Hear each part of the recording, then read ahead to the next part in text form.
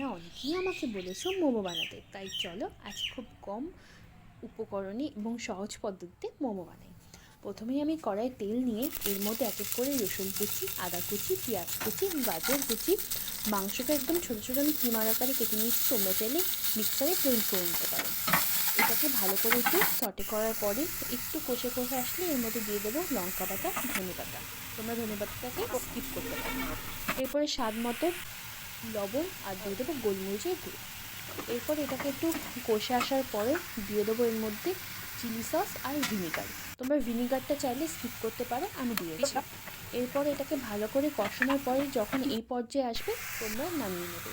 অন্যদিকে আমরা একটা বলে ময়দা নিয়ে নেবো, তেল নিয়ে নেবো আর জল দিয়ে ভালো করে এটাকে মেখে নেবো এবং এইভাবে লুচির মতো ছোট ছোট করে বেলে এরপরে ওই পুরটার মধ্যে দিয়ে মোমোর আকারে দিয়ে দেবো। এবার আমি আর আমার মা কেউই মোমোর শেপ ভালো মতো পারি না, তাই সব এক একটা এবড়ো খেবড়ো করে বানিয়েছি। তোমরা যারা পারো তারা করো ভালো করে।